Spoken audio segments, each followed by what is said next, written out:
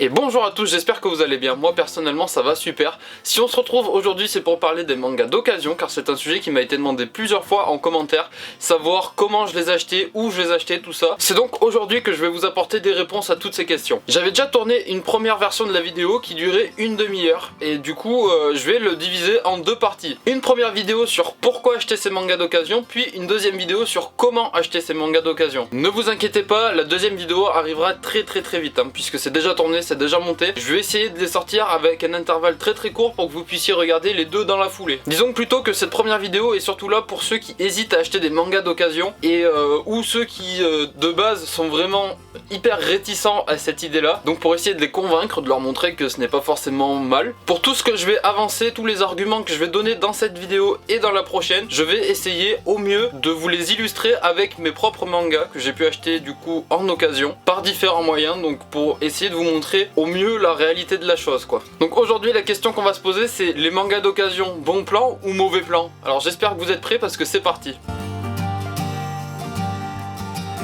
Pour commencer, les deux principaux arguments, les deux plus gros que j'ai trouvé sur pourquoi acheter ces mangas, c'est bien évidemment dans un premier temps les prix attractifs. Il y a très peu de chances que vous trouvez des mangas d'occasion plus chers que des mangas neufs, auquel cas c'est que vous n'avez pas compris comment acheter vos mangas, j'ai envie de vous dire. Et le deuxième gros avantage, ça va être bien évidemment de pouvoir trouver des mangas qui sont anciens, donc des mangas qui ne sont plus édités à l'heure actuelle et qui sont pour le coup plutôt rares. Alors comme exemple de prix intéressant que j'ai pu pratiquer personnellement dans l'occasion, j'ai pu trouver l'intégrale de la série Hikaru no Go, donc les 23 tomes plus le databook, pour 50 € au lieu de 150 €. Donc déjà énorme coût, je tiens à vous avouer que plutôt fier sur ce coup là. Ensuite, je vous en ai déjà parlé plusieurs fois, mais j'ai trouvé 37 tomes de One Piece à 1 € à Cash Express. Donc là c'est pareil, j'étais vraiment super content parce que 37 tomes à 1 € sur 80, à l'époque il y en avait 82 de sortie, donc ça fait quand même déjà une sacrée avance, enfin une sacrée économie sur la série. En gros du coup, en les ayant achetés d'occasion à 1 € pièce, sur 37 tomes j'ai économisé 216 €, donc c'est énorme. Ensuite j'ai pu trouver les 20 premiers tomes de l'Attaque des Titans à 80 € au lieu de 139 €, donc là c'est pareil, ça fait une bonne économie. Les 25 tomes de Soul Eater pour grosso modo 100 €, parce que j'en ai acheté à 4 € pièce, j'en ai acheté à 3 € pièce. J'ai pas tout compté du coup combien ça faisait, enfin combien ça m'est revenu exactement, mais je les ai eu pour maximum 100 € au lieu de 165 € en neuf, donc c'est encore une fois une belle économie de réaliser. Donc là ça veut dire que rien que sur ces 4 séries là j'ai déjà économisé 440 € au total. Ensuite, comme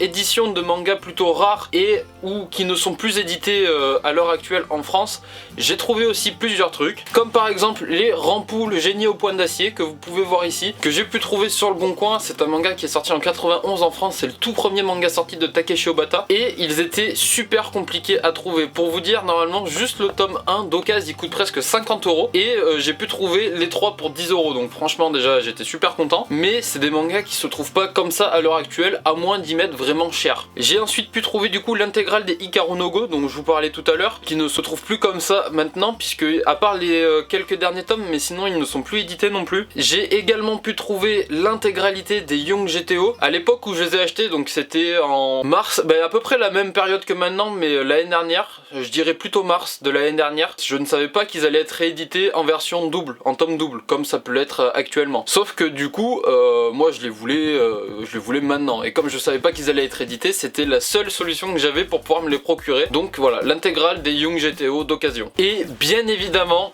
mon manga préféré, Slam Dunk, qui n'était plus édité aussi en France à l'époque où je l'ai acheté, et qu'il ne l'est toujours pas maintenant. Il y a une édition de luxe au Japon, je ne sais pas quand est-ce que Kana compte la sortir en France, bordel. J'ai vu que Lucas TV essayait de faire le forcing sur Twitter en essayant de leur envoyer le plus de messages possible.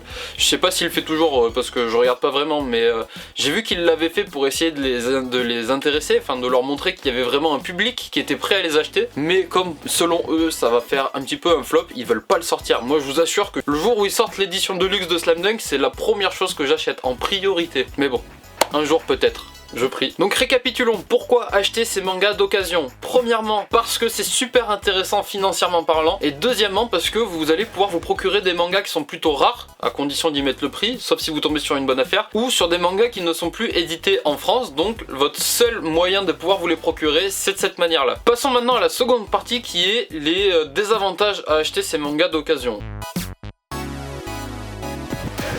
Là-dessus, je me suis basé par rapport à ce que j'ai pu entendre assez fréquemment quand je disais à mes potes, mais vas-y, essaye de les trouver d'occasion, ça coûtera certainement moins cher, parce que c'est quelque chose qui les freine assez souvent quand même, le prix des mangas. Et en général, les réponses qu'on me donnait, c'était genre, ça me dérange parce que c'est pas neuf. Alors ça, je comprends tout à fait, il n'y a pas de problème. Moi je sais que personnellement, j'adore les mangas neufs aussi également, il n'y a pas de souci là-dessus. Et si vous êtes fervent défenseur des mangas neufs et que c'est un toc, que c'est obsessionnel chez vous, parce que je sais qu'il y a des gens chez qui c'est le cas, cette vidéo va être pas vraiment faite pour vous. Par contre, si vous hésitiez et que vous n'êtes pas totalement fermé d'esprit là-dessus, je vais peut-être réussir à vous convaincre. Souvent, les principaux arguments qu'on me sortait, c'était du coup que ça ne soit pas neuf, mais ça on y reviendra tout à l'heure. Ensuite, c'était le jaunissement des mangas et le fait qu'ils ne soient pas vraiment en bon état, qu'ils soient plus ou moins rayés, plus ou moins cornés, abîmés, tout ça. Je vais vous détailler chaque point, enfin vous contre-argumenter chaque point. Donc déjà, premièrement, pour ce qui est du jaunissement des mangas, sachez que c'est, enfin des mangas et des livres en général en fait, c'est un processus qui est normal dans le vieillissement d'un livre, du papier en fait. Le truc c'est que vous ne pourrez pas l'empêcher, à moins d'avoir vraiment des conditions de conservation vraiment optimales, mais je suis persuadé que ce n'est pas le cas de la majorité des 90% des personnes qui vont regarder cette vidéo. Si c'est le cas, mais tant mieux pour vous, franchement tant mieux pour vous, je suis vraiment super content que vous pouviez garder vos mangas vraiment en bon état, j'en suis presque même jaloux, mais pour tous les autres, sachez que c'est normal, vous ne pourrez pas empêcher ce phénomène. Donc déjà, si vous achetez un manga neuf, il va quoi qu'il arrive jaunir. Donc si vous achetez un manga d'occasion qui est déjà jauni, ça va moins vous choquer et vous allez peut-être avoir l'impression qu'il bouge pas en fait, tout simplement, qu'il n'a pas jauni plus depuis le moment où vous l'avez acheté. Certes, c'est embêtant parce qu'il est plus jaune au moment où vous l'achetez, mais la différence dans le temps va beaucoup moins se voir que par rapport à un manga neuf. Et de plus, il n'est pas nécessaire qu'un manga d'occasion soit jauni. Là, je vais vous le montrer. Donc pour vous illustrer mon propos, je vous ai pris mes One Piece que j'ai achetés. C'est lesquels les plus blancs? C'est ceux-là ou c'est ceux-là? Moi je trouve que c'est ceux-là les plus blancs quand même. Mais lesquels sont d'occasion, lesquels sont neufs? Ceux-là sont d'occasion, ceux-là sont neufs. Donc voilà, je vous mens pas, hein. Les 3 du dessus que vous pouvez voir, ce sont les tomes 22, 23, 24. Et les 3 du dessous que vous pouvez voir, c'est les tomes collector 83, 84, 85. Je pense très sincèrement que le jaunissement là, dans ce cas-là, n'est pas vraiment d'actualité. Donc ce n'est pas nécessairement jauni un manga d'occasion. Et à l'inverse, des mangas que j'ai pu acheter neufs moi, je n'ai pas pu empêcher le fait qu'ils jaunissent. Et comme vous pouvez vous en rendre compte par exemple avec les Bakuman, que je vais vous comparer une fois de plus avec les One Piece de tout à l'heure. Donc regardez la différence, elle est plus que flagrante. Certainement que la personne qui avait les One Piece les avait conservés dans un meilleur endroit que moi. Personnellement, j'ai pas trop le choix, je suis obligé de les stocker dans ma chambre, qui est plus ou moins exposée à la lumière. Et pour le coup, l'endroit où sont les Bakuman, c'est sous ma fenêtre. Donc il y a pas mal de lumière. Et malheureusement, ils ont aussi pris l'humidité à un moment donné. Une fois, il avait plu. J'étais pas chez moi à ce moment-là, donc j'ai pas pu fermer ma fenêtre. Je suis parti grand soleil et puis il s'est mis à pleuvoir. Enfin bref, c'est pas de chance. Ensuite, passons à tout ce qui est des petites rayures, cornures, tout ça. Donc ça, c'est pareil, ce n'est pas quelque chose que vous pourrez vraiment contrôler. Et pour le coup, je vous mets au défi de trouver des mangas neufs qui ne sont ni cornés, ni ne serait-ce qu'un tout petit peu rayés sur la première de couverture. C'est super rare, car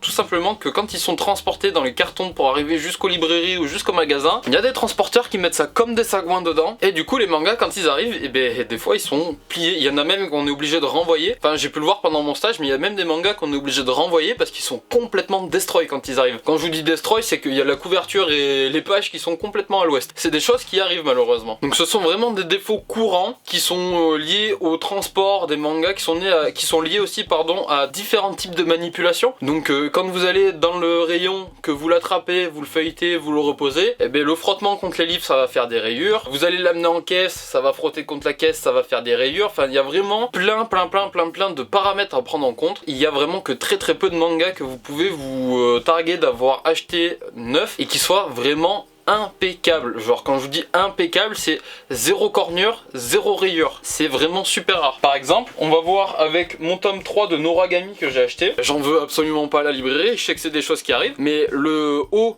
du manga, je sais pas si l'autofocus va vouloir se faire, mais le haut du manga est corné. Alors franchement, c'est pas super grave, j'aurais préféré l'avoir complètement net, mais c'est pas un problème non plus. Et c'est pas un manga que j'ai acheté d'occasion, c'est vraiment un manga que j'ai acheté neuf en même temps que tout le reste. Donc certes, si vous achetez des mangas d'occasion, ils seront peut-être un petit peu abîmés, mais vraiment pas tellement plus que des mangas neufs, sauf cas extrême, mais ceux-là, à la limite, vous les prenez pas, quoi. Vous en prenez en meilleur état. Donc si vous achetez un manga d'occasion qui est complètement destroy, c'est de votre faute, hein. C'est pas de la faute du manga concrètement.